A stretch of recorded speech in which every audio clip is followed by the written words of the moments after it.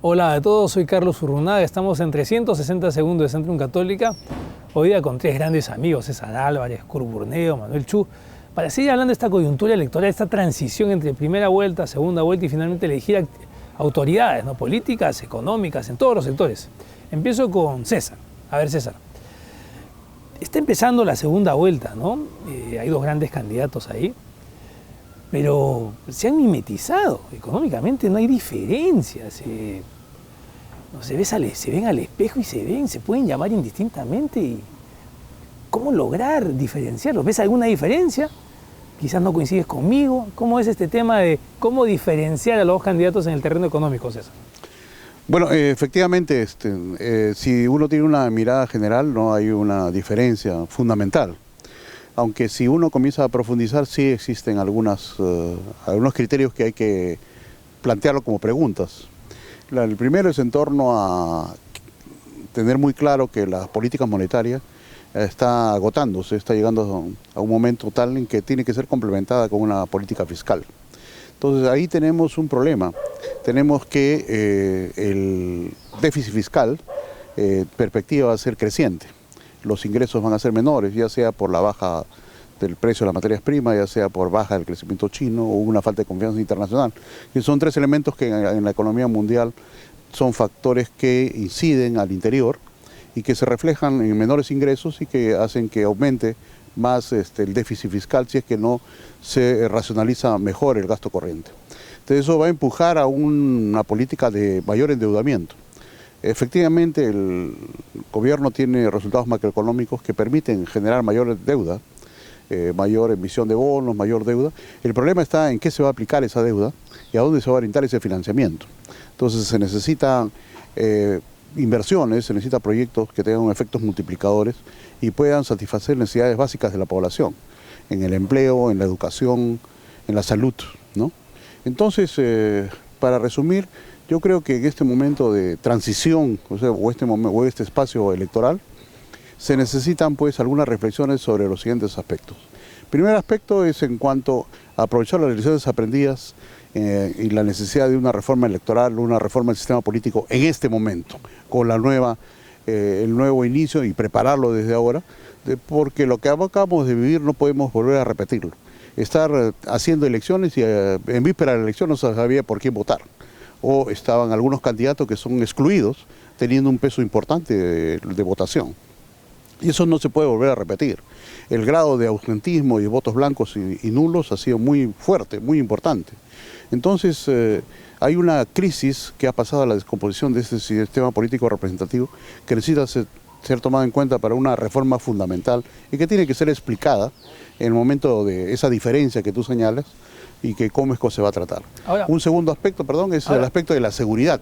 Y de eso hablamos en un segundo. Más bien quería ir con Kurt. Kurt, a ver, PPK quiere a Alfredo Torne de ministro de Economía. Torne quiere reducir el IGB, pero eso pasa por el Congreso que es Fuji. Después, PPK quiere a Velarde como presidente del BCR. Pero el Congreso que lo tiene que ratificar es Fuji. ¿Cómo ves esto, no? Entre lo que quiere un ejecutivo posible, ¿no? Y la realidad de un Congreso que es naranja? Bueno, definitivamente creo que ha habido un poquito de apresuramiento por el lado de Pedro Pablo en anunciar algunos nombres, vamos a decirlo así, dado justamente las razones que tú mencionas. Sin embargo, yo creo que hay un problema de fondo. Es difícil distinguir, por lo menos en cuanto a lo que es el sentido de las políticas o de las propuestas de política económica en ambas opciones. Sin embargo, hay cosas en común que a veces pasan desapercibidas, al margen de lo que acabo de decir. Por ejemplo, en el caso de la propuesta de la señora Fujimori se plantea la creación de una serie de fondos para promocionar desde lo que son las MIPES, para lo que es promocionar determinados sectores productivos, y eso implica financiamiento. Y yo no sé si se han enterado que el déficit fiscal está por encima del 2.1, 2.2%, el estructural anda en 1.8%, y el déficit fundamentalmente se ha generado por la caída de los ingresos más que por la subida del gasto. Por un lado, y en el caso de la propuesta de Pedro Pablo, también hay una necesidad de financiamiento, al igual que en el caso de la señora Fujimori. Porque en el caso de la señora Fujimori es para financiar los fondos. En el caso de Pedro Pablo se plantea una serie de iniciativas que implican un aumento de gasto, pero a la vez se plantea reducción del impuesto general a las ventas. Llegamos también al mismo problema, ¿cómo se va a financiar eso? Algunas voces con mucha expectativa, yo diría con una dosis de optimismo muy marcado, dicen que no hay problema porque como Pedro Pablo Kuczynski sería el presidente de la República, no hay problema que el déficit fiscal se vaya por encima del 3%. Yo diría que aquí las cosas hay que verlas más en serio, porque lo que se mira son los factores estructurales que están detrás del déficit. Y sea Pedro Pablo Kuczynski o Enrico Magpato, lo importante es mirar los factores de estructura que subyacen el resultado fiscal, independientemente de las personas. Y ahí yo creo que hay un talón de Aquiles en ambas propuestas. ¿Cómo se va a financiar las medidas que implican incremento de fondos o creación de fondos en el caso de la propuesta de la señora Fujimori y en el caso de Pedro Pablo Kuczynski, la reducción impositiva y las propias medidas de incremento de gasto que está planteando su propuesta? Ahora, Manuel, va a haber una característica del siguiente gobierno, ¿no?, vinculada al sistema financiero que tú conoces bien, tienes a millones de afiliados, a miles de pensionistas, no millones de pensionistas. Existe la posibilidad de que ellos retiren sus fondos y frente a ellos el sistema financiero, ¿no?, en donde todavía hay un gran trabajo por realizar en todo lo que es bancarización, ¿no? O sea, hay muchísimos peruanos que no están bancarizados. ¿Tú cómo ves ese encuentro entre estos fondos, ¿no?, posibles y este sistema que necesita bancarizarse todavía más en los próximos 5 años, a sabiendas del color de las autoridades, indistintamente de quién gane, ¿no? ¿Cómo ves este panorama para los próximos años, Manuel? Lo primero que hay que aclarar es que cuando se hablaba del retiro de los fondos de pensiones, al cumplir los 65 años, las AFP serían las afectadas, y eso no es cierto, porque al cumplir los 65 años, casi la gran mayoría de los jubilados pasaban los fondos hacia una compañía de seguros. Los que sí se verían afectados serían las compañías de seguros, porque tendrían menos fondos. Ahora, lo también que es cierto que las compañías de seguros, la rentabilidad que le pagaban a esos fondos era muy poco, y además el incremento que se daba en tu pensión anualmente casi era una tasa del 2%.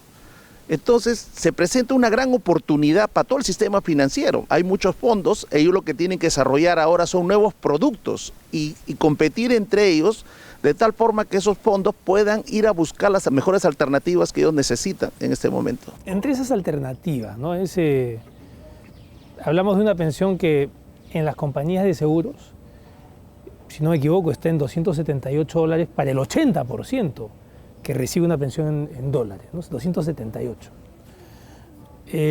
¿Cómo crees que van a reaccionar? Porque yo me hago la pregunta, ¿de brazos cruzados o solamente van a trabajar con abogados la acción de inconstitucionalidad, que extrañamente la va a presentar el gobierno, que sale, ¿no? O te van a decir, mira, las condiciones van a mejorar, sigue dándome el billete. ¿Cómo crees que reaccionan las compañías de seguros, ¿no? Yo creo que ya es un hecho de que las compañías de seguros van a sentirse afectadas, pero no es tanto el fondo de lo que se habla en este momento, en el corto plazo, ¿no? O sea, es un fondo que ellos los vienen recibiendo y algunos fondos que ya los tienen captados. Yo creo que si ellos quieren seguir superviviendo con la captación de estos fondos, pues tienen que ofrecer mejores tasas, mejores rentabilidades, mejores productos, ¿no? E incluso no necesariamente a través de certificados, fondos o depósitos, sino otro tipo de productos que estén aliados, como es el caso de la vivienda o como es el caso de los créditos vehiculares, hacer tantos productos que puedan los clientes jubilados poder llegar con los fondos que tienen en ese momento. Pero los dos candidatos en el tema del planeamiento no son parte de su agenda. O sea, ese plan podría tener 5 años más igual. Y Proinversión lo mismo, ¿no? Bajo la lógica de, bueno, pues ellos decidirán, ¿no? ¿Cómo ves ese panorama tú, no? Pues en algún momento se pensó que se podían unir y al hacerlo ese plan podría tener algún tipo más de poder, más allá del lírico, ¿no? ¿Tú cómo ves este tema para los próximos 5 años que se ve gris? O sea, anticipadamente uno lo siente gris, ¿no? O sea, no va a cambiar mucho ahí. Bueno, no hay que sino revisar las experiencias de países, específicamente países asiáticos, y la experiencia de empresas exitosas, hablemos de multilatinas. En ambos casos el planeamiento estratégico ha sido fundamental. Quizás lo que pasa es que hay una remembranza de que la planificación pues, quería planificarlo todo, y no es así. O sea, lo que debe ser compulsiva a nivel del Estado e indicativa a nivel de lo que es el sector privado, ¿no? Y lo importante acá es tener un conjunto coherente de ideas fundamentales en base a una visión de futuro que debe buscarse consenso.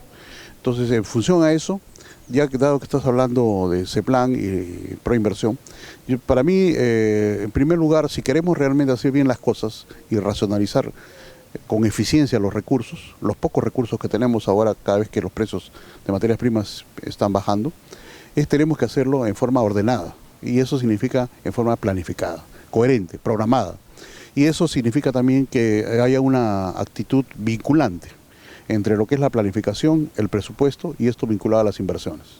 Si no hay una vinculación de la planificación con el presupuesto de las inversiones, seguiremos haciendo más de lo mismo, desperdiciando recursos. Como ya he dicho anteriormente, es como hacer una casa sin planos. O sea, construyes el baño por un lado, la casa por otro lado, la sala por otro lado, entonces, y pierdes eficiencia en la asignación de recursos. Yo creo que ya no es como institución CEPLAN, sino es como función. Nosotros tenemos que orientar todos bajo una meta, y esa meta es para cumplir el sueño. ¿Qué queremos nosotros como nación? ¿Qué queremos ser como país en el futuro? Y para eso tenemos que hacerlo ordenadamente. Kurt, tú conoces más o menos el programa económico de ambos candidatos, los que han quedado. La economía está creciendo fundamentalmente por la minería, ¿no? Cobre. ¿Cuál de los dos programas? Y la ley nos obliga a votar. La ley nos obliga a votar. En el Perú no es que sea opcional, tenemos que votar. ¿Cuál de los dos programas, lo que has revisado, te parece que podría tener un impacto real en el crecimiento, ¿no?, de esta economía, en la expansión de la economía peruana? ¿Qué pasa, Carlos? Yo con todo gusto te respondería, pero yo creo que hay varias precisiones que tienen que hacerse por ambos lados. Hablé hace un ratito, por ejemplo, de la parte fiscal, ¿cierto? Pero yo creo que también, por ejemplo, se cae en el antiguo error de suponer que la informalidad se reduce a punta de reducción de costos. Y esa es una versión sesgada que no tiene asidero con el mundo real. El hecho de que, por ejemplo, tú le digas al informal, te voy a bajar, por ejemplo, el impuesto a la renta, si te formalizas. La pregunta es, el informal por definición no paga impuestos, por lo menos no ese tipo de tributación directa, ¿correcto? Sí lo paga muchas veces cuando compra sus insumos, o algunas veces, pero en cuanto a tributación directa, con el caso del impuesto a la renta, no la paga, no lo paga. Entonces, si el impuesto a la renta del informal es cero, el hecho que le digas, oye, ahora tu impuesto a la renta, que normalmente debería ser 15, va a ser 10. ¿Es incentivo para convertirse en formal? La lógica del informal es bien simple. Yo soy informal porque me es más rentable dejar de pagar impuestos que tener beneficio alguno. Además, si yo quisiera incentivar a la formalidad, yo tendría que decir, te reduzco los costos de ser formal, sí, pero a la vez te garantizo tal y cual beneficio. Es decir, cuando uno se constituye informal, los costos son absolutamente ciertos, pero los beneficios son inciertos. Y esa es la lógica de la informalidad. Intentar o suponer que en la informalidad se reduce a punta de reducción de costos de volverse formal es simplemente mirar solamente uno de los lados de la ecuación. Y ahí yo creo que en ese error incurren ambas propuestas. Por eso yo diría, habría que esperar estas semanas para poder tener mejores precisiones respecto a estos asuntos, ¿no? En lo absoluto. En lo absoluto, por eso que espero algunas precisiones. Hablé del lado fiscal, ahora te converso de la parte informal, en donde ambas opciones, digamos, tienen este problema, ¿no? Manuel, esta madrugada, esta mañana, ¿no?, revisaba la información sobre los créditos hipotecarios, fíjate, ¿no? En la historia del Perú, ¿no?, 210.000 créditos hipotecarios a la fecha, en los últimos 20 años, ¿no? 210.000. En banca múltiple, en financieras 13.000, en cajas municipales 13.000, en financieras 3.500 y en cajas rurales 9, ¿eh? Y no me digas que todos estamos pues que acá hay superávit habitacional. Entonces, ¿cómo se explica que algo tan elemental, con tanto mercado, no coloque productos en vivienda? Que estoy seguro que la gente sobre viviendas, si no lo hace, duda en todo caso, pero está ahí buscando la oportunidad. ¿Cómo ves eso? Lo que pasa es que en las cajas rurales muchos de los fondos que vienen de ONG, de otros países desarrollados como es Europa o Estados Unidos. Y muchas veces ellos atienden créditos para los agricultores, pequeños empresarios, y no tienen los suficientes fondos como sí lo tiene la banca tradicional. Si ellos comienzan a captar los fondos que van a haber de los que se jubilan por el tema de la AFP, entonces ellos pueden solicitar que es parte de los fondos esté como garantía y pueden comenzar a colocar. Y además deben cambiar también un poco la estructura de cómo ellos colocan sus créditos. Ellos están más segmentados y no se han abierto a todo el mercado. Siempre están en la parte, como tú mismo dices, rural, ¿no? Donde siempre es para el agricultor, para el pequeño empresario, pero no están dirigidos prácticamente al sector de vivienda, porque no ha sido su mercado durante todo este tiempo. Un crédito hipotecario te establece el plazo de tu mercado, pues, ¿no?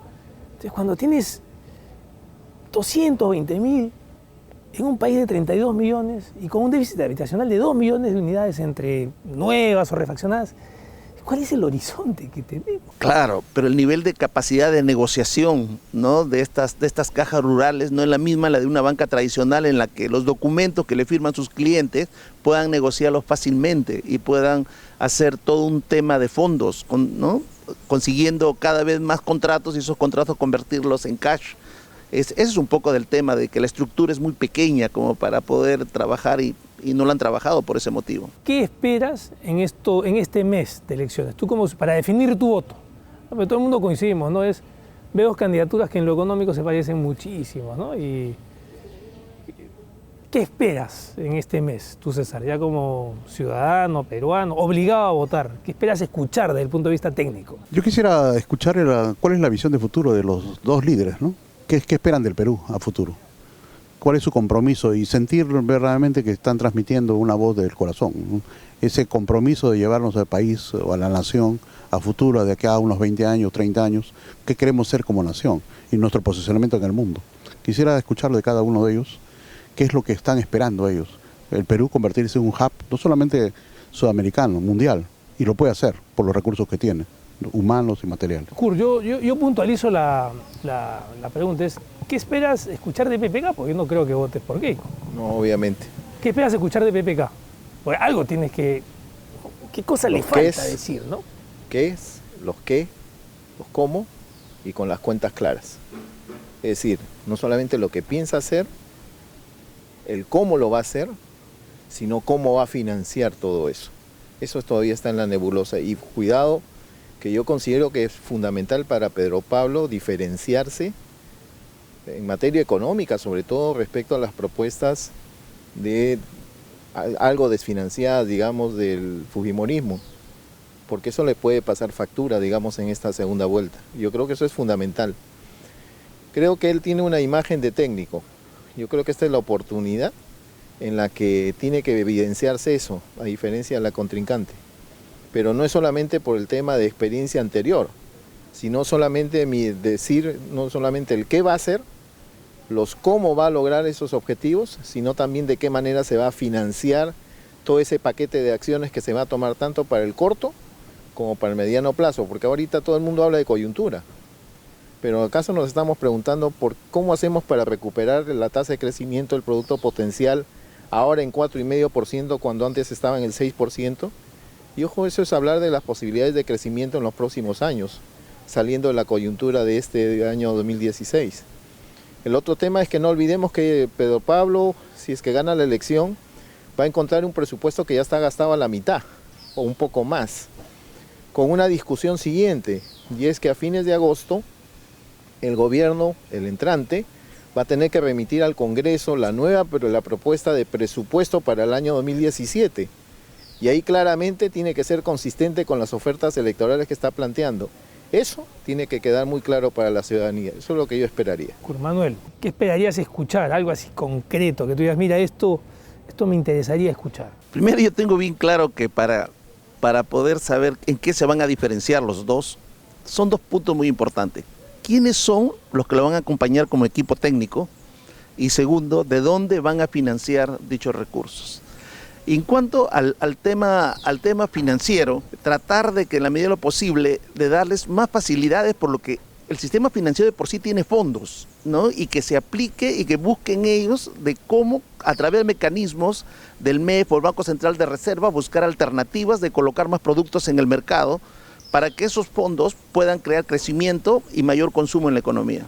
Muchas gracias a César Álvarez, Kurt Burneo, Manuel Chu, profesores de Centrum, grandes amigos, ustedes los conocen además. Y bueno, como de costumbre, con ustedes, siempre acá en 360 segundos, desde Centrum Católica, en este caso estudiando, ¿no?, y conversando sobre la coyuntura electoral que es de interés absolutamente para todos. Nos vemos en el siguiente programa, cuídense mucho.